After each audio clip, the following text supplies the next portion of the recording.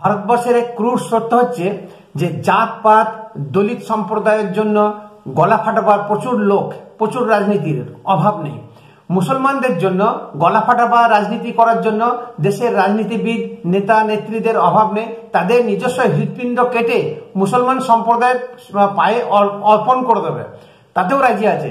কিন্তু সবথেকে দুঃখের বিষয়, ভারতবর্ষের এক বিশেষ প্রজাতি, সেটা হচ্ছে মধ্যবিত্ত, নিম্নবিত্ত এবং জনসাধারণ, এদের হয়ে গলা ফাটাবার কেউ নেই। এরা যেন সারা জীবন ভারতবর্ষে জন্মগ্রহণ করেছে শুধু ট্যাক্স ভরার জন্য।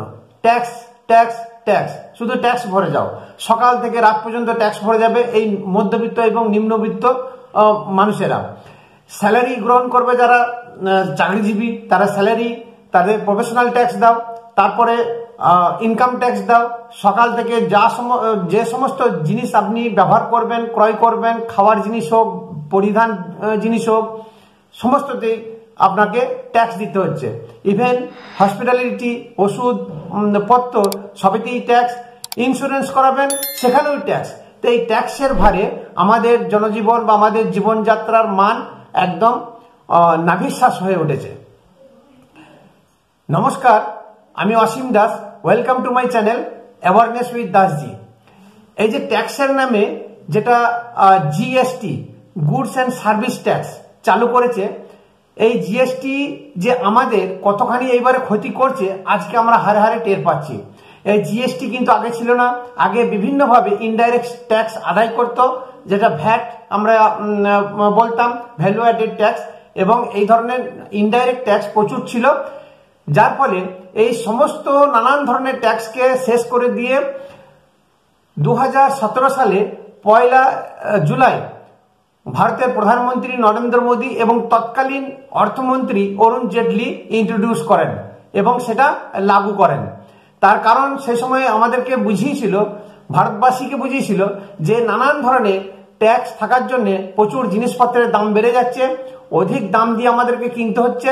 যদি জিএসটি চালু করা যায় তাহলে জিনিসপত্রের দাম কমে যাবে, মহার্ঘ মানে মূল্য অনেক কিছু কমে যাবে, প্রত্যেকটি জিনিসই আমরা সস্তায় পেয়ে যাব। আমরা বিশ্বাস করেছিলাম, বিভিন্ন অর্থনীতিবিদ যত আমাদের আছে তাবর ওনারাও একই কথা বলেছিলেন। কিন্তু আজকে আমরা হারে হারে টের পাচ্ছি। এই যে জিএসটি, এইটা প্রথম এই কনসেপ্টটা কিন্তু ইন্ট্রোডিউস করেছিলেন এই বিজেপিরই তৎকালীন প্রধানমন্ত্রী অটল বিহারী বাজপেয়ী। ওনার সরকার সেই সময় জিএসটি এই কনসেপ্টটা নিয়ে এসেছিলেন এবং বিভিন্ন বাক বিতণ্ডা, তর্ক বিতর্ক হয়ে 17 বছর পর 1 জুলাই 2017 সালে সেটা ইমপ্লিমেন্ট হয়। আমাদেরকে বোঝানো হয়েছিল যে জিএসটি যদি লাগু করা যায় তাহলে যত আমাদের ক্ষুদ্র ব্যবসায়ী আছে, যত যারা ট্রেড করে, ব্যবসা করে, এক রাজ্য থেকে আরেক রাজ্যে তাহলে মাল নিয়ে যেতে, এবং এক ট্যাক্স সিস্টেম যদি হয়ে যায় তাহলে প্রত্যেকেরই সুবিধা হবে। এতে রাজ্য সরকারের কোনো ঘাটতি হবে না, কেন্দ্র সরকারের কোনো ঘাটতি হবে না, যথোপযুক্ত তারা ট্যাক্স পেয়ে যাবে, জিনিসপত্রের মূল্য অনেক হ্রাস পাবে, জনসাধারণও অনেকটা রেহাই পাবে। এইভাবে আমাদেরকে বোঝানো হয়েছিল। কিন্তু আজকে আমরা জিএসটির ফাঁদে এমনভাবে পড়ে গেছি, এমন একটা চক্রের মধ্যে পড়ে গেছি, আর আমাদের বেরোবার উপায় নেই, আমাদের শ্বাস উঠে যাচ্ছে। যেখানে বলা হয়েছিল খাদ্যদ্রব্য, সব শাকসবজি, এতে জিএসটি চাপানো হবে না, ইভেন কি পেট্রোলিয়াম জাত দ্রব্যের জিএসটি চাপানো যাবে না, ইলেকট্রিসিটিতে জিএসটি চাপাবে না। কিন্তু ঘুরপথে আমাদের নানান ধরনের ট্যাক্স রাজ্য সরকার যেমন নিচ্ছে, কেন্দ্র সরকার সেরকম নিচ্ছে। আমি জিএসটি ডিটেলসে আলোচনা করব না, কারণ কি কি জিএসটি, কত ধরনের জিএসটি, কি ব্যাপার, কি বৃত্তান্ত, আমি সেই দিকে যাচ্ছি না। আমি শুধু আলোচনা করছি বা করব আমাদের সাধারণ মানুষে আমরা আদৌ উপকৃত হলাম না আমাদের সব থেকে বেশি ক্ষতি হলো, এই নিয়ে। তো আমি সেই ব্যাপারে আলোচনা করব। জিএসটি বিভিন্ন ধরনের হয়, যেমন সিজিএসটি, এসজিএসটি, আইজিএসটি, এগুলো আপনারা অনেকেই জানেন, আবার অনেকেই জানেন না। আজকে দেখুন, কিছুদিন আগে সম্প্রতি একটা জিএসটি কাউন্সিলের মিটিং হয়ে গেল। সেখানে পৌরোহিত্য করেছিলেন আমাদের বর্তমান অর্থমন্ত্রী নির্মলা সীতারামন। তো ওনার বক্তব্য, আমরা ভেবেছিলাম যে এই জিএসটি কাউন্সিল মিটিং হচ্ছে, নিশ্চয়ই অনেক কিছুরই ট্যাক্স কমবে।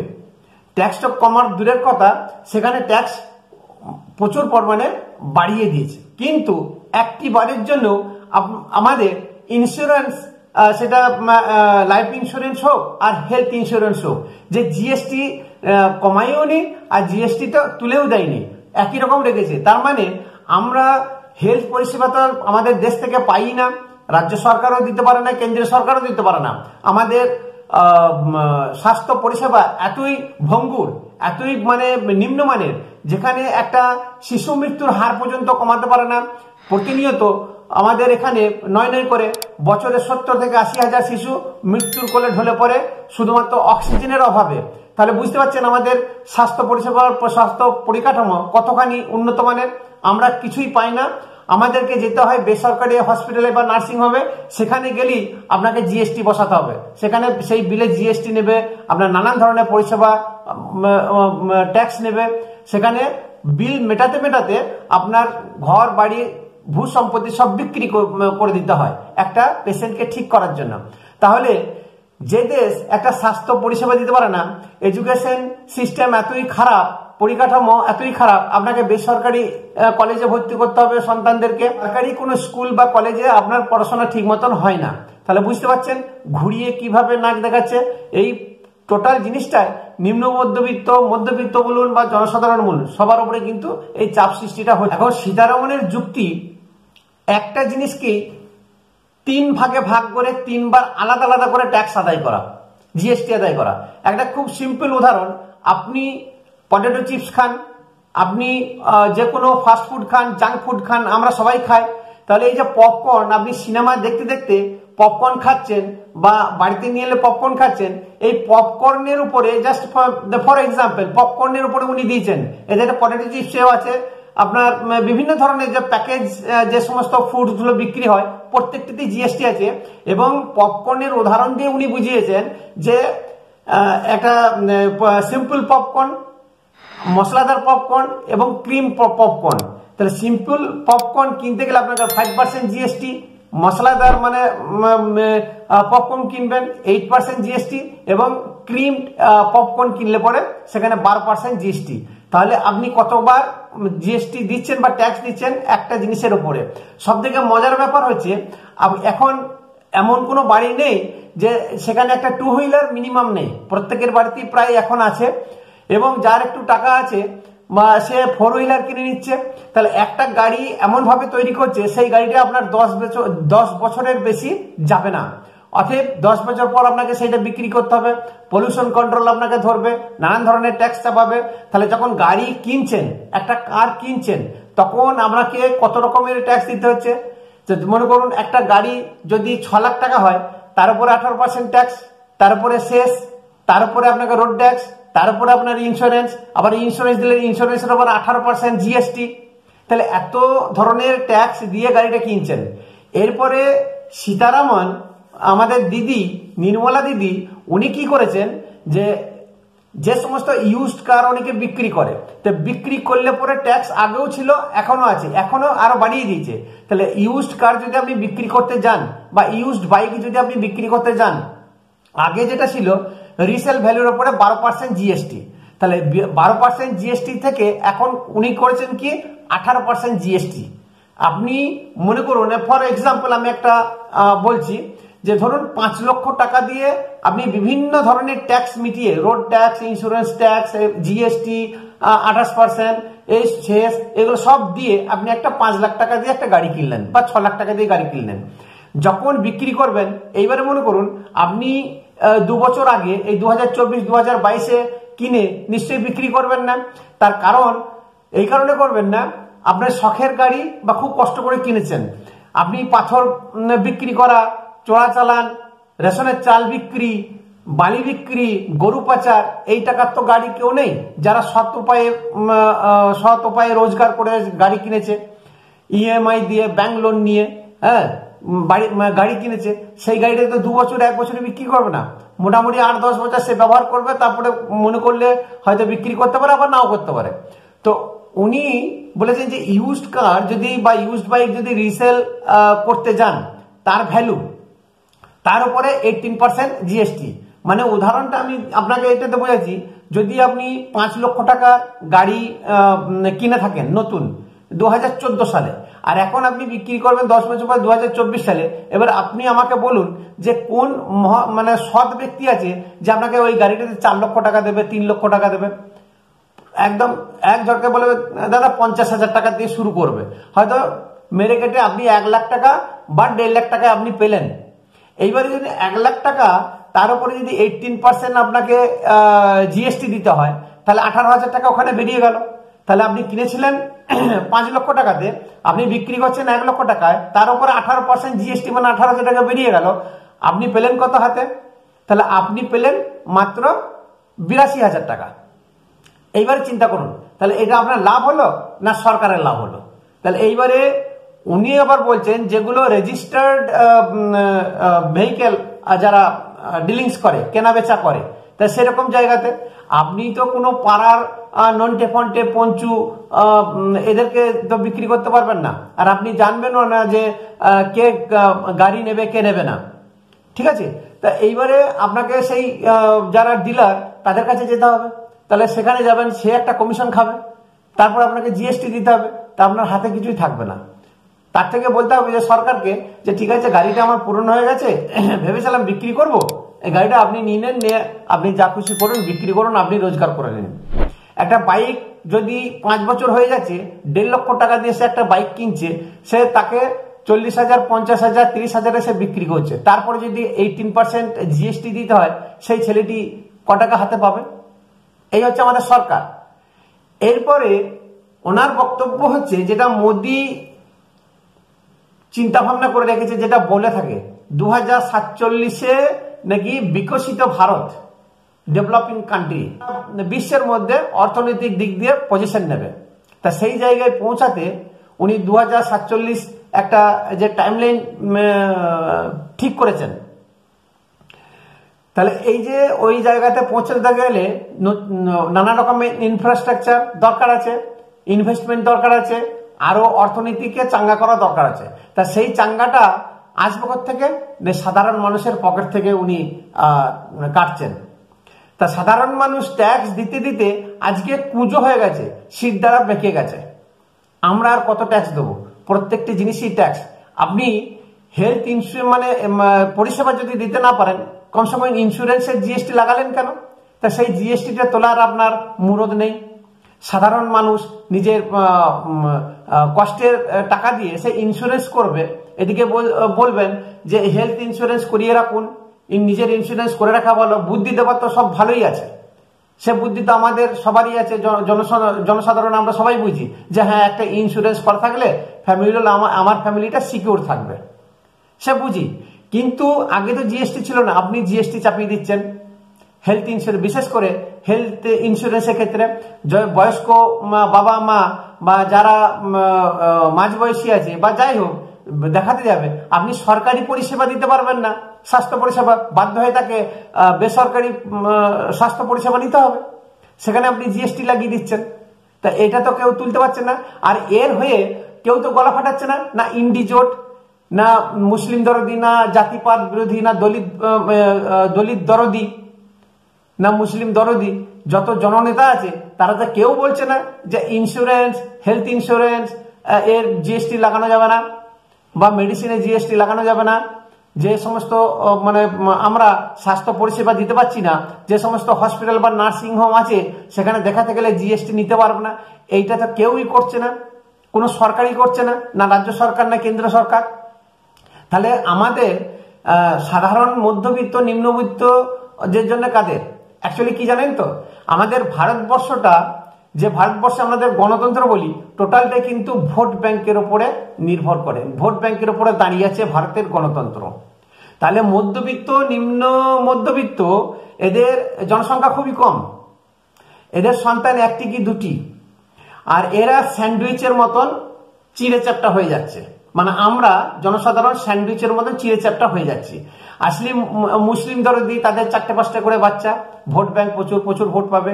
দলিত তাদেরও 3-4টে করে বাচ্চা, প্রচুর ভোট পাবে। তাহলে যদি রাজনীতি করতে হয় আর জাতপাত এবং মুসলিম নিয়ে যদি নাচানাচি না করা যায়, তাহলে ভোট পাবো না, আমি সরকারে টিকে থাকতে পারবো না, অতএব আমার গণতন্ত্র ঠিক থাকলো না। তাহলে ওইটাই হচ্ছে ভোট ব্যাংকটাই হচ্ছে গণতন্ত্র। এখন একটা পরিসংখ্যান আমি পেয়েছি, যেটা হচ্ছে যে ভোট তো সমস্ত দেশেই হয়, আর সব দেশেই গণতন্ত্র আছে, সব দেশেই ভোটের উপরে সরকার চলে।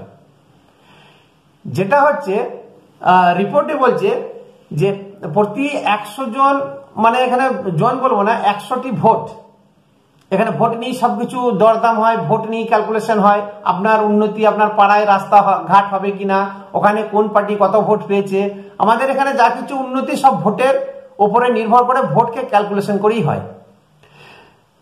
নরওয়েতে বলছে প্রতি 100 ভোটার 100 জনই ট্যাক্স পেয়ার। কানাডাতে প্রতি 100 জনের 95 জন ট্যাক্স দেয়, এবং ইউএসএ তে 100 জনের 75 জন ট্যাক্স দেয়। সব থেকে আনন্দ সংবাদ হচ্ছে আমাদের ভারতবর্ষে প্রতি 100 জনে মাত্র 7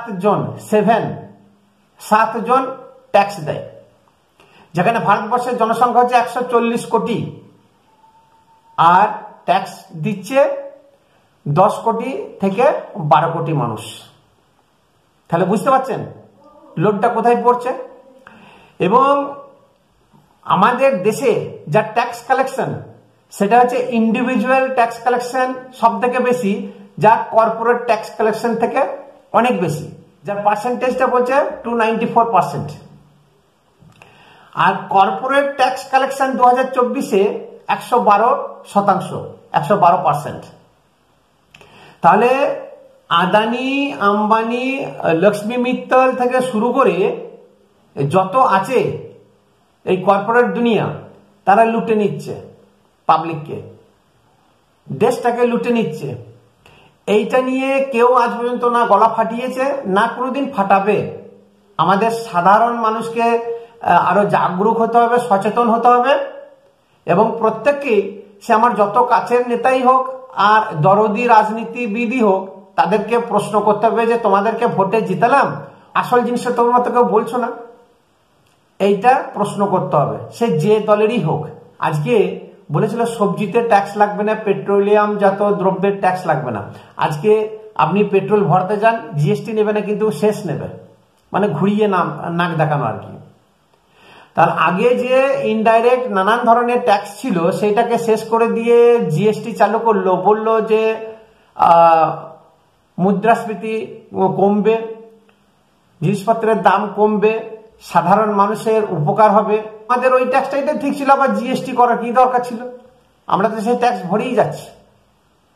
তাহলে আমাদের কথা কেউ শুনবে না, এই সব শোনাতে হবে। আমাদের শুধু উপঢৌকন ওই লক্ষ্মীর ভান্ডার, আয়ুষ্মান ভারত, সহেলি, নানান ধরনের যে অনুদান প্রকল্প আছে, কৃষক ভাতা, এইগুলো নিয়ে ভুলে থাকলে চলবে না। ওরা একদিক দিয়ে দেবে, অন্য দিক দিয়ে হাত বাড়িয়ে আপনার কাছ থেকে, আমার কাছ থেকে সব কেড়ে নিচ্ছে। আসলে জনগণের হয়ে না তো কেউ কথা বলছে, আর না কেউ কথা বলবে। সব থেকে মজার ব্যাপার আরেকটা হচ্ছে, এই জিএসটি বলুন বা ট্যাক্স কালেকশন, এই আরবিআই কে কিন্তু পিছনে লাগিয়ে দিয়েছে।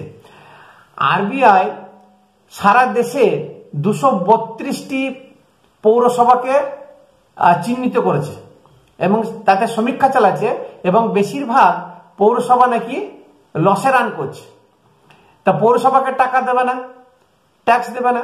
এবারে পৌরসভাগুলোকে বলছে যে তোমরা ডাইরেক্ট ট্যাক্স আদায় করো, যেমন জল ট্যাক্স, রোড ট্যাক্স থেকে শুরু করে নানা রকমের যে সমস্ত পরিষেবাগুলো আছে, সেইগুলো ডাইরেক্ট আদায় করতে। এখন পৌরসভাগুলো যদি এইভাবে চাপ দেয়, তাহলে বুঝতে পারছেন যে আমাদের ঘাড়ে কি হারে ট্যাক্সের বোঝা চাপবে। তারপরে এই যে জল জীবন মিশন সরকার যে চালু করেছে, বহু জায়গায় পাইপ দিয়েছে, পাইপ কেটে নিচ্ছে, পাইপ চুরি হয়ে যাচ্ছে, জল চুরি করে নিচ্ছে। কিন্তু এই যে প্রত্যেকটা বাড়িতে বাড়িতে পাইপ ঢুকিয়ে দিচ্ছে, এখন 2 বছর হয়ে গেল, কোনো জল আসার নাম নেই। এই যে পাইপ ঢুকিয়ে দিচ্ছে, আগামী দিনে ফ্রি দেবে 2 বছর, তারপরে মিটার বসিয়ে দেবে, নেন এবারে জল কিনুন। আপনি তো ভালোই ছিলেন, আমিও ভালো ছিলাম, জল ফ্রিতে খাচ্ছিলাম, ফ্রিতে কল আছে, কুয়ো আছে, বা পাশের থেকে জল নিয়ে আসা হয়, বাড়িতে পরিষেবা দিয়ে দিচ্ছে। আমরা ভাবছি খুব সুখ পেয়ে গেলাম, সরকার আমাদের জন্য অনেক কিছু ভাবছে। এই যে পাইপ ঢুকিয়ে জলের নাম করে তেল বার করে নিয়ে চলে যাবে শরীর থেকে, সেটা কিন্তু আমরা আজ থেকে 10 বছর পরে টেরটা পাবো। তাহলে আলটিমেট সরকার আমাদের জন্য কিছুই করছে না, সেই ভেড়ার লোম কেটে কম্বল বানিয়ে ওই ভেড়াকে উপহার হিসেবে দেওয়া। তাহলে জিএসটির নাম করে কি হারে যে আমাদেরকে লুটে নিচ্ছে, এ ভাবা দরকার আছে। সাধারণ মানুষকে সজাগ হওয়া দরকার আছে, সচেতন হওয়া দরকার আছে। তাই আমার এই ভিডিও যদি ভালো লাগে লাইক শেয়ার করবেন এবং অতি অবশ্যই সাবস্ক্রাইব করবেন।